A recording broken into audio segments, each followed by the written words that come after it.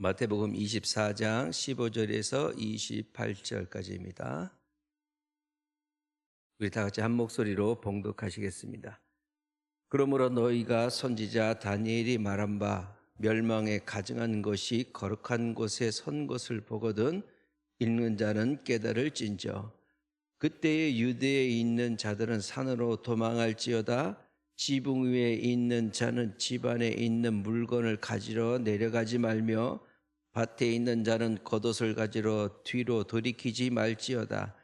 그 날에는 아이벤 자들과 젖먹이는 자들에게 화가 있으리로다. 너희가 도망하는 일이 겨울에나 안식일에 되지 않도록 기도하라. 이는 그때에 큰 환란이 있겠음이라. 창세로부터 지금까지 이런 환란이 없었고 후에도 없으리라.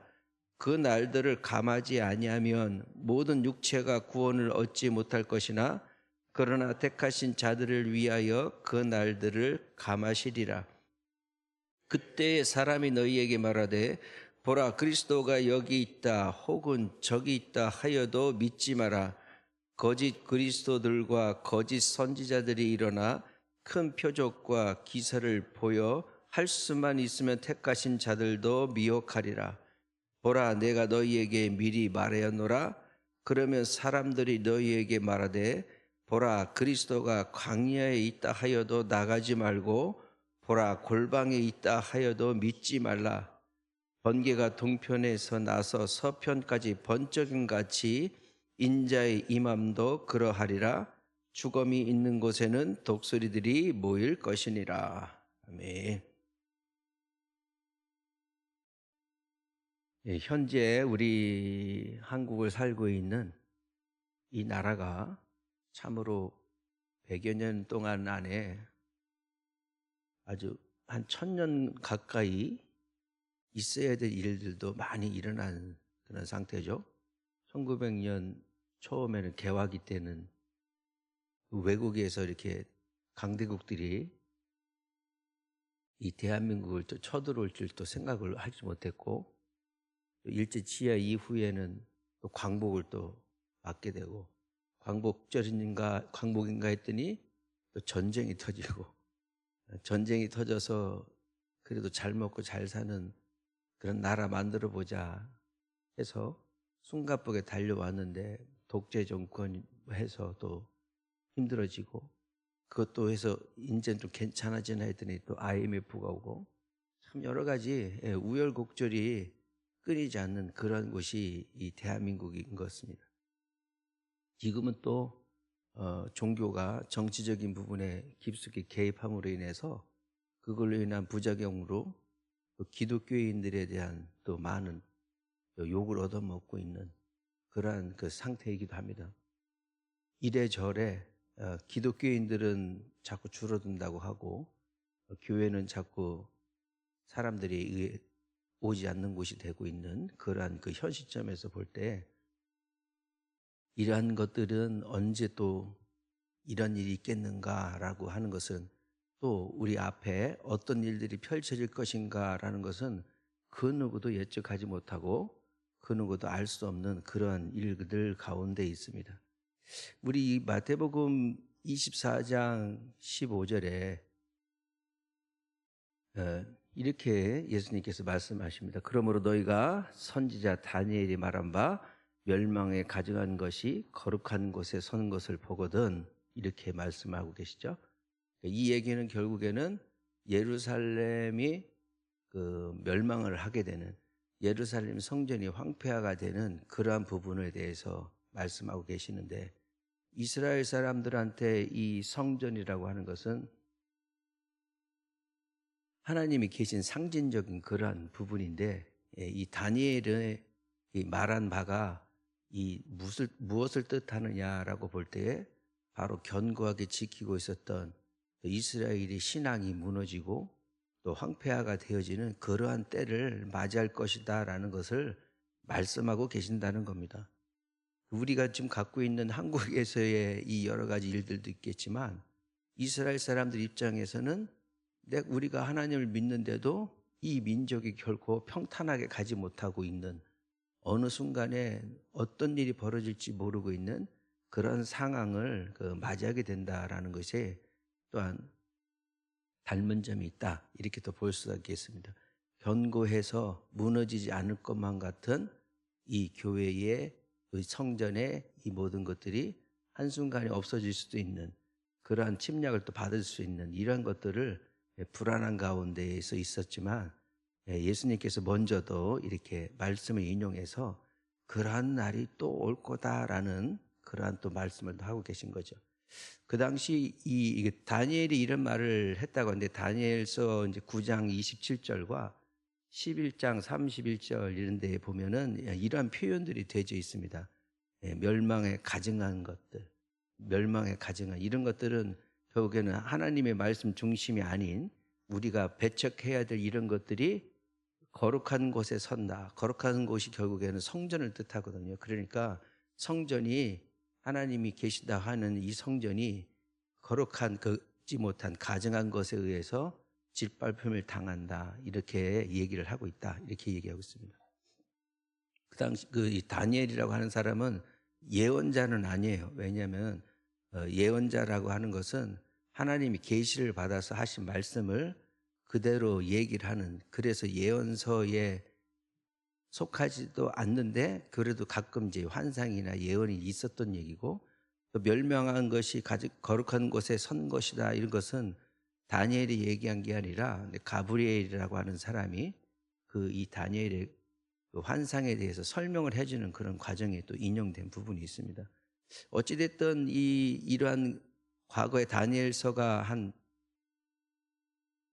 600년 전도에 예수님 오시기 600년 전쯤에 있었던 그런 사람인데, 이게 이제 어떤 일들이 벌어질까라고 할 때에 한 430년 정도 지난 이후에 그 이스라엘 자체가 그 나라가 없는 상태거든요. 그래서 강국이 와서 북쪽에 있는 애들이 와서 지배를 하면 그쪽에 속국이 되고, 아래 이집트 쪽에서 누가 와서 또 그 나라를 지나가서 통치를 하게 되면 또 그쪽에 또 속국이 되고, 그러다가 알렉산더 대왕이 지중해 연안을 정복한 이후에 갑자기 죽고 나니까 그 신하들한테 땅을 분배하거든요. 그 중에서 이제 싸움이 또 일어나는 또 격전지 중에 중간 지점이 또 이스라엘이에요. 그래서 이 나라는 바람 잘 날이 없는 거예요. 바람 잘 날이 없다가 서기 167년 정도에 안티오쿠스 4세라고 하는 그 당시 시리아 왕이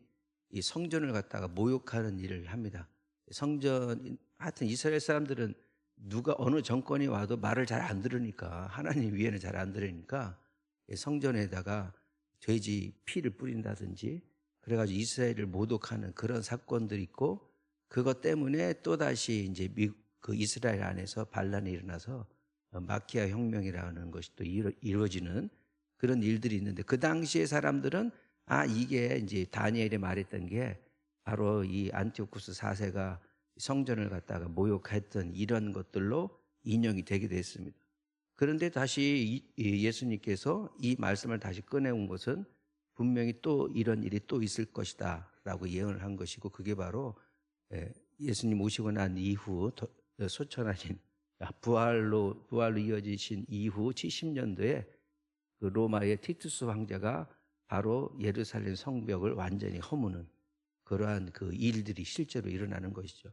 예루살렘 성전은 처음에 한 900년 전에 BC 900년 전에 솔로몬에 의해서 건축이 되어지고, 그러다가 이제 바벨론에 의해서 망하잖아요. 그 다음에 다시 수룹바벨에 의해서 재건이 됩니다. 재건이 돼서 거의 한 500년 이상을 이렇게 유지를 해왔던 부분인데, 이 지금 이제 뭐 통곡의 벽이라고 하는 그 큰 예루살렘 성벽은 누가 쌓았냐면은 예수님이 탄생하셨을 때의 그 왕 있잖아요. 그 왕이 바로 헤롯 왕인데, 이 헤롯 왕이 그 예수님 오시기 20년 전부터 그 지역을 통치하기 시작하면서 유대인들한테 환심을 사기 위해서 대대적인 성전을 지은 겁니다.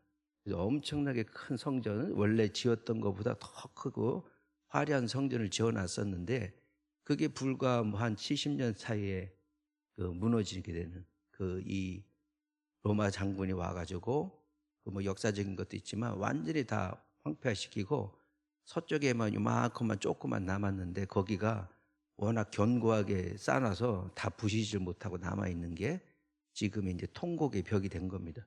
그러니까 우리가 믿고 있었던 모든 것들이 한순간에 없어질 수 있는 그런 날들을 또 이렇게 맞이할 수도 있다라고 예수님께서 말씀하시는 것이죠.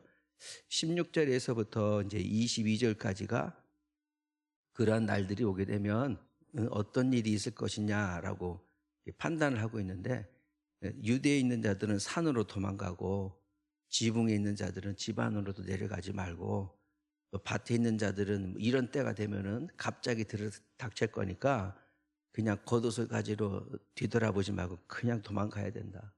또 임신한 사람들이나 젖먹이는 자들에는 화가 있다. 무슨 얘기냐면 빨리 도망가지 못한다면 그런 일들이 벌어질 것이다. 그래서 이때는 이런 창세부터 지금까지 이런 환란이었고 후회도 없으리라.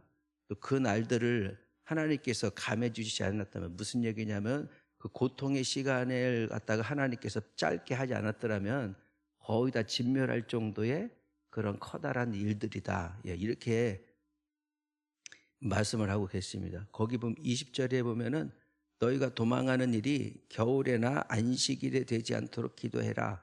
그러니까 겨울이다라고 이게 표현됐지만 이스라엘은 사실상 겨울이 별로 없는 날이거든요. 그러니까 아무리 추워봤자 한 13도, 15도 그래요. 그러니까 보통은. 그러니까 그런 우리가 생각하는 추운 겨울이 아니라 그런 뜻하지 않게 또 날씨가 그 당시 겨울줄 정도 되면은 비도 오기 때문에 좋지 않은 날씨, 그런 날이 와가지고 피난 가기도 어려운, 도망가기도 어려운 날, 그런 날이 되지 않도록. 또 안식일이라고 하는 것은 사람들이 모여가지고 예배를 드리고 있는 공간이잖아요. 그날에 갑자기 무슨 일이 전쟁이 터지거나 쳐들어오게 되면 꼼짝없이 그 안에서 갇혀야 되는 이런 날들, 그런 날들이 되지 않도록 기도하라. 이렇게 또 말을 하고 있습니다. 그만큼 이 사건이 일어나는 것은 급박하게 일어나는 부분이고, 이 실제로 예루살렘 성전이 70년 8월 10일 날, 그게 이제 6월절 되기 한 3일 전쯤이어서 6월절 때 되면 다 이 성전으로 사람들이 많이 몰리거든요. 그래서 한 250만 명 정도가 그 성전 안에 있었을 것이다. 이럴 정도로 추정을 하고 있는데 거기에서 그 대학살이 일어나면서 한 110만 명 정도가 죽었다. 이렇게 유대 기록에는 그렇게 되어 있습니다. 110만 명까지는 아니더라도 엄청나게 많은 사람들이 죽었고 완전히 그 성전이 파괴가 됨으로써 사실상 대제사장들이나 바리새인들이나 사두개인 이런 사람들의 직책들이 거의 다 없어지고 거기에서 그래도 계속해서 유대인들이 모이게 되니까 유대인들이 예루살렘으로 들어오는 것 자체를 금지시키면서 유대인들을 다 흩어보냅니다. 예루살렘에서. 그게 바로 디아스포라라는 이름이 유대인들에게 있게 되는 그 배경이거든요. 그런 이렇게 생각하지도 못했던 그런 일들을 당하면서 그런 고통의 시간이 있을 것이다라고 예수님께서 말씀하셨는데 그게 그대로 이루어진 부분들을 기록을 하고 있습니다. 또 한 가지 봐야 될 것은 23절에는 그때에 사람이 너희에게 말하되 이렇게 되어 있는데 그때에는 이제 그 당시에는 그렇게 해도 바뀌었지만 지금 현재를 볼 때는 지금 종말의 때 마지막의 때 이렇게 또 해석을 하셔야 됩니다. 그 사람들이 너희에게 말하되 보라 그리스도가 여기 있다 혹은 저기 있다 하여도 믿지 말라. 그때라고 하더라도 2000년 전인데 2000년 전에도 거짓 선지자가 있어요. 거짓 선지자가. 그리스도가 여기 있다 저기 있다 하는 사람들이 그 당시에도 있었는데 지금도 있잖아요. 지금도 24절에 보면 거짓 그리스도들과 거짓 선지자들이 일어나서 큰 표적과 기사를 보여 할 수만 있으면 택하신 자들도 미혹한다. 택하신 자들도.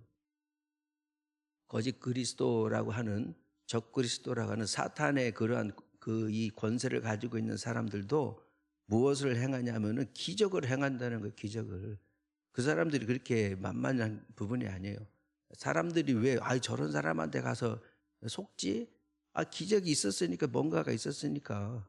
그게 정말 놀라운 것 중에 하나가 제가 이제 유튜브 이렇게 그 선교에 관련된 부분을 보다가 어느 그 이단, 대한민국에서 이단으로 하는 그런 교회에서 파견한 선교사가 있어요. 선교사가. 그 사람들이 이 동남아시아나 이런 데 가서 선교를 하는데 그 이단 종파인 그 선교사인 그 목사가 있는 그 사람들한테 안수를 하니까 치유가 일어나는 거야. 그러니까 질병이 고쳐지고 나았다고 뭐 할렐루야 하고 한다는 말이죠. 저 그거 보고 진짜 순간적으로 깜짝 놀랐어요. 그러면서 이런 말씀을 갖다가 제가 잊었던 생각이 나는데 그 사람들이 가서 안수하면 낫는다니까요. 우리 뭐 기독교 개신교 이 정통 교파 선교사들만 가서 손을 얹으면 안수하면 낫는 게 아니고 그렇지 않은 이방 종교들이라고 우리가 이단이라고 하는 종교에 선교사가 가서 거기서도 안수하면 낫는다니까. 그러니까 그 사람들이 그걸 믿는 것이죠. 그거를. 이게 뜻하는 바가 지금도 그런 것이 일어난다는 것. 지금도. 그 이만이라든지 뭐 이런 사람들이 괜히 그렇게 되는 게 아니라 뭔가가 하여튼 그 눌리는 조직적으로 이렇게 체계적으로 하는 그 가운데에서 사람들이 자기도 모르게 거기 갇혀서 헤어나지 못하는 그런 상황 속에서 빠져 들어가거든요. 특히 이제 이 마태복음 부분이 이단들이 가장 많이 인용하는 그러한 복음서이거든요. 봐라, 예수님이 이렇게 얘기하셨다. 예수님이 비유가 아니면은 말을 안 했다. 그래가지고 모든 게 다 비유다. 이런 식으로 해서 뭐 씨는 무엇을 상징하고 뭐 그러한 그러니까 이게 잘 알지 못하고 그냥 들으면 성경 말씀이 있으니까 나도 그런가 보다. 그 말이 맞나 보다. 이렇게 얘기하는데 자세히 들여다볼 필요가 있습니다. 제가 그래서 조금 배경이나 이런 부분들과 말씀에 대한 이런 것들을 조금 하는 이유가 지난번에도 말씀드렸지만 지금이 아니면 뭐라도 말할 수 있는 시간이 없기 때문에 이 본문에 대해서 특히 마태복음에 대해서는 이단들이 가장 인용을 가장 많이 하는 부분이고 우리가 야 니들이 잘못됐어 이랬는데 걔네들은 야 니들이 잘못된 거야 이렇게 거꾸로 반박을 하거든요. 똑같은 말씀을 가지고 그렇게 반박을 하는데 우리가 조금씩 하나씩 잘 알아서 정확하게 깨달을 필요가 있습니다. 거기에 보면 또 25절에 보라 내가 너희에게 미리 말하였노라 그러면서 26절에 그러면 사람들이 너희에게 말하되 보라 그리스도가 광야에 있다 하여도 나가지 말고 보라 골방에 있다 하여도 믿지 말라. 무슨 얘기냐면 예수님께서 광야에서 이 사탄 마귀의 이 모든 유혹을 이겨내시고 그런 생각을 하시잖아요. 또 기도하러 또 광야로 나가셨잖아. 그러니까 니들 인생이 하다가 힘들면은 광야로 나가야 돼. 예수님이 광야에서 은혜를 받으셨어. 또 아니야. 예수님이 또 골방에서 기도하라고 했으니까 기도는 골방에서 해야 돼. 골방의 은혜로운 처소야. 이렇게 해석을 한다 이 말이죠. 그러니까 문자 있는 그대로 해석을 하게 되면 광야 아니면 골방이야. 예수님은 또 산에서 기도하셨으니까 산에서 해야 돼. 장소가 중요한 게 아니라 예수님이 하셨던 그 행동 가운데 뭐가 안 되면은 왜 안 되지? 아, 내가 여기서 기도해서 그렇구나. 광야로 갔어야 되는데. 골방에서 했어야 되는데. 산 위로 올라갔어야 되는데. 그러한 장소를 가지고서 하나님의 그 영적인 부분을 구하는 어리석은 부분을 우리는 또 갖고 있다 이런 말이죠. 거기에 있는 것이 아니라 지금 있는 내가 섬기고자 하는 그 자리, 신령과 진정으로 예배하는 그 자리, 내 마음속에서도 우러나는 그곳에서부터 하나님께서 임재하시는 것을 말씀하셨는데 아직도 우리는 그렇게 생각한다 이 말이죠. 다윗의 그 골리앗을 물리칠 때에 사람들이 사울의 갑옷을 주거든요. 다윗에게. 그래서 이게 사울 왕이 입던 옷이다. 이게 안 그러면 너 죽게 생겼으니까. 그것이 사울이 입던 그 갑옷에 능력이 있는 게 아니고 다윗을 이게 임하는 하나님이신데 사람들은 그 갑옷을 갖다 입혀주는 거예요. 그러니까 자기한테 맞지 않는 각각의 그 은사가 있는데 남들은 이렇게 했던 그 은사를 가지기 위해서 그 사람이 썼던 것을 중요시 한단 말이죠. 전에도 이제 안호성 목사님 그분이 할 때 물맷돌, 다윗의 물맷돌 그것처럼 이게 다윗이 썼던 물맷돌이야. 이것만 갖고 있으면 골리앗과 같은 사람이 이길 수 있어 해가지고 물맷돌을 준들 이 물맷돌이 무슨 능력이 있겠습니까? 그런데 사람들은 그것만 본다 이거지. 그것만 장소가 어디냐, 그때 사용했던 게 뭐냐, 우리도 물맷돌 하나씩 다 준비해야 된다. 물맷돌을 들고 있어봤자 무슨 일이 일어나겠어요? 물맷돌을 쓸 줄을 모르는데, 그러니까 각자의 가지고 있는 은사를 가지고 하나님 앞에 나아가고 하나님이 주시는 바 은혜대로 사는 것이 맞는 걸로 저는 또 생각을 합니다. 27절의 마지막에 이렇게 돼 있죠. 번개가 동편에서 나서 서편까지 번쩍임 같이 인자의 임함도 그러하리라. 예수님께서 임재하실 때에는 언제 때를 알 수가 없어요. 그런데 어떻게 임하냐면 번개가 번쩍하면 순식간에 일어나듯이 지금 예루살렘 성전에 대한 부분도 멸망할 때도 그런 식의 표현을 하잖아요. 예수님이 오시게 될 때 환난할 때에도 그렇게 온다 이 말이죠. 그런데 이것이 이제 이단들은 다 어떻게 됐냐? 내가 재림 예수다. 내가 재림 예수다.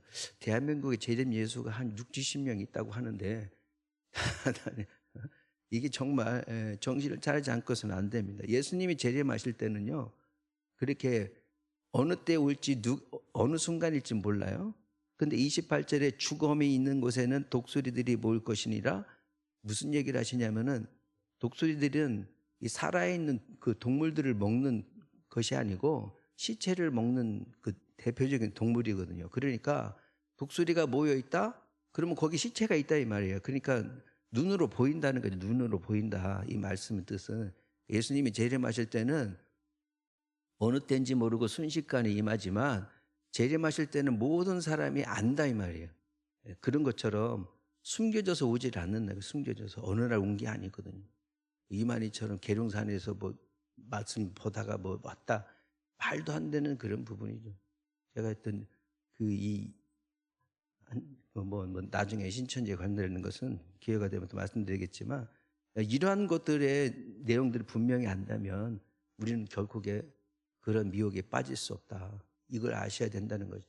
마지막으로 예수님께서 어느 때에 임한 거지. 성전이 갑자기 무너지고 갑자기 무슨 일이 일어날지 알지 못하는, 밭에서 일하다가도 도망가야 되는, 다시는 뒤돌아볼 수도 없는 그런 순간들이 올 것이다라고 말씀을 하시고 있고, 그때는 알지 못하지만 분명히 올 때는 모든 사람이 알 수 있는 곳으로 오신다.